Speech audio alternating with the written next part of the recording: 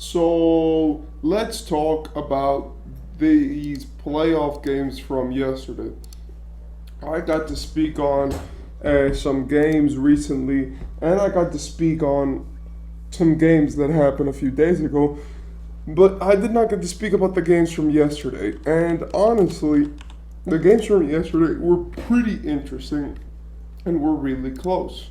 We had a few games which included the Nuggets Lakers, the Cavaliers Magic, and the Knicks Sixers. I personally watched the Knicks Sixers as the Cavaliers Magic had already ended, and that game wasn't that interesting. The Knicks Sixers was a pretty good game, and I honestly very much enjoyed that. And for the Nuggets Lakers, it was a bloodbath from what I understand. I watched it afterwards, or I watched, I went through it afterwards, and it was honestly a bloodbath. The Cavaliers Magic, another game in Cleveland, another game where Donovan Mitchell just seemed like the man. He didn't go that crazy this game, and I think they've already figured out the Magic. I think they realize that the Magic are not going to beat them in terms of scoring, but in terms of playmaking and getting things done, the Cavaliers just have so much of an advantage that they don't even have to play that well to win. The Magic scored 86 points this game, and really, what the telltale of this game is just the fact that these players and these teams are really game planning for one another. And when your team can't score, and I said this last game, it's very easy for them to get beat. Donovan Mitchell would just look like a god out there. And even though Jalen Suggs, one of the most important Magic pieces in terms of defense and grit and what he does for the team, did get injured, and I hope he gets a steady recovery. That just honestly put the needle in the coffin for this series. I think that Orlando could maybe take a game where they're just on fire if Paulo goes crazy. And I do want to say that Paulo has not been playing terribly in the playoffs. He has played pretty well, especially from a young guy like him, but it's nothing to, marvel at. He's good, he's played well, he's played like he played in the regular season, but he's not stepping up or doing anything huge that he was not doing. I will say that the biggest problem for Paulo is the turnovers. He's averaging 7.5 turnovers in his 2 games, and it's like that's unacceptable from any player in a playoff picture, especially when you're supposed to be the best player on your team. I do want to say that Franz Wagner dunk was amazing on Jared Allen, but really the biggest highlight of this game was the fact that Donovan Mitchell went crazy, and even with the way that these players played, the Orlando Magic still couldn't win. Now, for another game, the Knicks Sixers was amazing, and I watched it, and that was some of the best basketball I've seen in a while. It was intense. Tyrese Maxey and Joel Embiid were going band for band in the fourth quarter, basically, and it was a game where it was like it seemed like the Sixers were gonna win up until the last minute of the game when Dante DiVincenzo hit that huge three to basically win them the game. I will say that the Phillies' biggest problem was the rebounding this game, especially their offensive rebounding and their defensive rebounding alike, because Embiid is playing through an injury, and he's playing great, by the way, but he's playing through that knee injury that he got a few days ago, right, in this Knicks series. And due to that, he can't play 100% of the level that he wants to play. And honestly, it is amazing the fact that Joel Embiid was able to play this well. I'm not that big of an Embiid guy. I like him, but I do think that his foul baiting is kind of, inconsistent. I do think that he's an MVP caliber player, but Jesus Christ, he had a great game. He put the team on his back. He dropped 34 points, 6 assists, 10 rebounds, hit a huge N1 in the fourth quarter. And Tyrese Maxey alike. Tyrese Maxey had an even better game, having 35 points, 10 assists, and 9 rebounds, being an absolute dog out there. And they still only managed to score 101 points.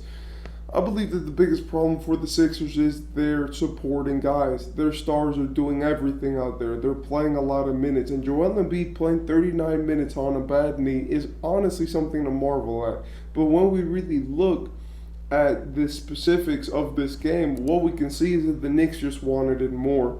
OG Anunoby had 10. Isaiah Hartenstein was playing amazingly with the rebounds and the way that he was really impacting this game. He had 14, Jalen Brunson 24, Dante DiVincenzo 19. Everyone on this team literally had at least 1 point.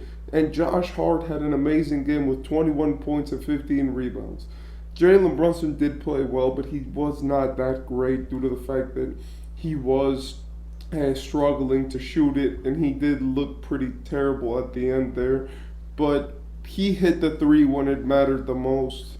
If you guys saw the game, the final sequence was kind of crazy, where Jalen Brunson hit a contested three on the left wing and just kind of just put it up. It hit the rim, it nailed out a little bit, and then in that same play, after they inbounded, they took it off Tyrese Maxey. Tyrese Maxey threw it to Josh Hart. Literally just threw it to him. And then they got 2 rebounds. Well, they got 1 rebound. They got the ball, give it to Dante DiVincenzo, got the rebound, they gave it back to him, and that was game. Honestly, I do not understand why the Knicks didn't,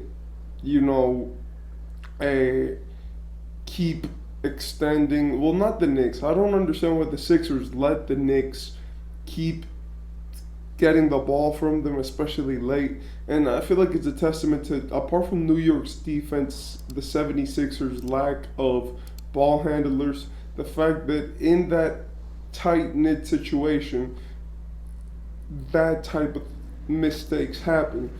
I do want to say shout out to the Knicks for winning. They're now 2-0. And even though, yes, the next game is at Philly, and this game, and neither of the games have really been that convincing, we do have to give them their props because they've played great. Now, the next game on this list is the Nuggets-Lakers, and this was just a bloodbath.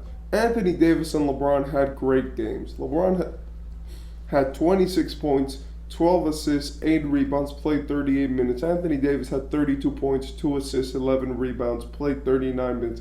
D'Angelo Russell had 23 points, 6 assists, 3 rebounds, and played 39 minutes. But the rest of the team fell asleep, and all they needed was just to maintain a lead, and they couldn't even do that. It seemed like this game was over in the second quarter and the third quarter when the Lakers took that 20-point lead. But by the fourth, the Nuggets were already back in action. And honestly, I do not understand how a team being up 20 in the third quarter translates to, in the fourth quarter, the other team coming back to win the damn game. It's like, it doesn't make sense to me how the Lakers keep doing it against the Nuggets. They just can't seem to win, and it seems like they're scared of them. And I don't understand. Like, I'm not a Laker fan, but it just infuriates me, the fact that we see these guys playing so consistently, and every single time that the Lakers have a big lead or have this tying situation, they cannot finish, and it is mostly due to their role players. I don't understand if the Nuggets are threatening the Lakers meanwhile they're playing these games, but I hope that they're not, because it's just not normal. Now, for the Nuggets, everyone played great. Jokic had a 27.20 rebound triple-double with 10 assists. Jamal Murray had the game winner, an absolute beautiful shot to beat the buzzer at the end of the game. It was a 2-pointer over Anthony Davis, extremely tough. Michael Porter Jr. had 22, Aaron Gordon 14, and they played a great game. They deserved to win because in terms of how their players did it.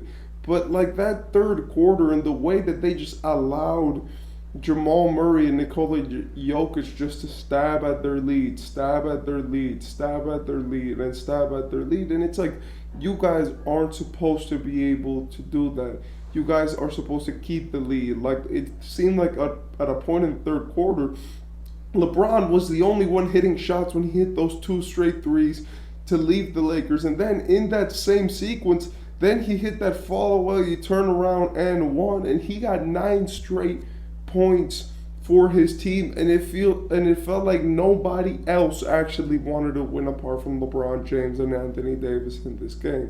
Honestly, the Lakers surprise me every single time that I watch them lose because sometimes it just seems so unnecessary.